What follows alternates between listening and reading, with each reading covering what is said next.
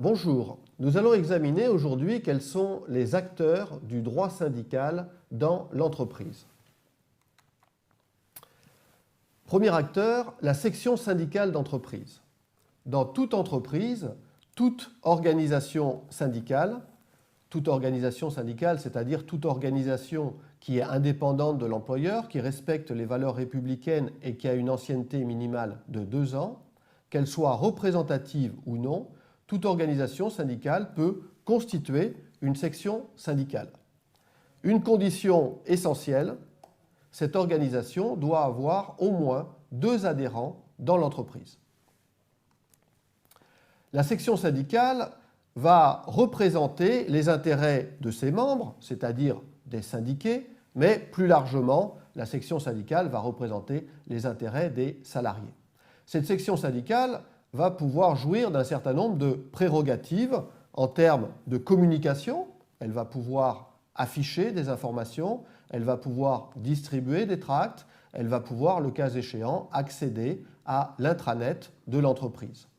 Elle va également disposer de prérogatives en matière de réunion pour réunir les adhérents, les syndiqués, plus largement les salariés, et parfois pour inviter des personnalités extérieures, syndicales ou non, avec l'accord de l'employeur quand il s'agit de personnalités non syndicales. Elle va pouvoir, et c'est tout à fait essentiel, cette section syndicale, elle va pouvoir présenter des candidats au premier tour des élections professionnelles en vue d'élire la délégation du personnel au comité social et économique. Autre acteur essentiel, c'est bien évidemment le délégué syndical. Le délégué syndical ne peut être désigné que par une organisation syndicale représentative, c'est-à-dire une organisation qui a constitué une section syndicale dans l'entreprise ou dans l'établissement, ou bien qui a constitué un syndicat dans l'entreprise ou dans l'établissement. Ce délégué syndical va pouvoir être désigné dans toute entreprise d'au moins 50 salariés. Dans les entreprises de moins de 50 salariés, eh bien, un élu titulaire au comité social et économique peut être désigné comme délégué syndical. Et le délégué syndical va être désigné par l'organisation syndicale pour la durée du cycle électoral, c'est-à-dire en règle générale pour 4 ans. Ce délégué syndical doit remplir un certain nombre de conditions. Il doit avoir au moins 18 ans, travailler dans l'entreprise depuis au moins 1 an, jouir pleinement de ses droits civiques et il ne doit pas être assimilé à l'employeur en ce qui concerne l'exercice de prérogatives. Il ne doit pas avoir par délégation la possibilité d'exercer les pouvoirs de l'employeur. Il doit, et c'est une condition importante, il doit avoir une certaine audience, c'est-à-dire qu'il doit s'être présenté aux élections professionnelles et avoir recueilli, à titre personnel, dans son collège électoral, au moins 10% des suffrages exprimés au premier tour des élections de titulaires au comité social et économique. Il y a un certain nombre de dérogations qui sont prévues par rapport à cette règle, mais l'idée est que le délégué syndical, puisqu'il va négocier au nom de l'ensemble des salariés et non pas simplement au nom des syndiqués, eh bien, il doit avoir une certaine audience pour les salariés de l'entreprise, au minimum pour les salariés de son collège.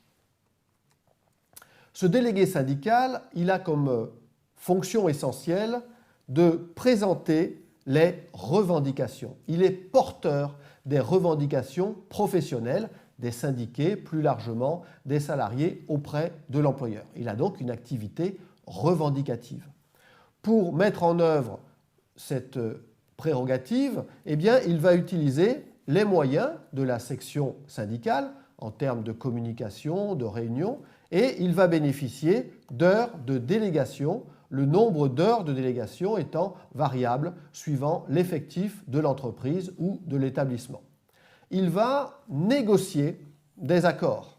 Il va négocier des accords d'entreprise, éventuellement il va négocier des conventions collectives d'entreprise pour essayer de faire aboutir justement ces revendications professionnelles. Et c'est lui qui va avoir la charge de conduire la délégation syndicale qui va négocier avec l'employeur. Si l'organisation syndicale n'est pas représentative, elle ne peut pas désigner un délégué syndical, mais elle peut désigner un représentant de la section syndicale. L'organisation non représentative peut désigner un représentant de la section syndicale si, évidemment, elle a constitué une section syndicale d'entreprise ou une section syndicale d'établissement. Elle peut désigner un représentant de la section syndicale si l'entreprise a au moins 50 salariés. Dans les entreprises de moins de 50 salariés, eh bien, un élu au comité social et économique pourrait être représentant de la section syndicale et ce représentant de la section syndicale est désigné pour la durée du cycle électoral, en règle générale 4 ans. Ce mandat de représentant de la section syndicale est un mandat transitoire. Il vise à aider une organisation non représentative à s'implanter dans une entreprise en vue de mener un certain nombre d'actions pour ensuite pouvoir être reconnue comme étant représentative aux prochaines élections au comité social et économique. Mais ce mandat est parfois devenu un mandat de secours quand l'organisation qui était représentative a perdu sa représentativité aux dernières élections professionnelles. Ce représentant de la section syndicale a des moyens limités. Il ne bénéficie que de 4 heures de délégation et puis surtout, il n'a pas de pouvoir de négociation. Les acteurs de la négociation collective, les acteurs du droit syndical, sont donc en premier lieu le délégué syndical avec la section syndicale d'entreprise. Et pour les organisations qui ne sont pas représentatives, qui ne sont pas encore représentatives ou qui ne sont plus représentatives, eh bien c'est le représentant de la section syndicale qui va jouer un certain rôle.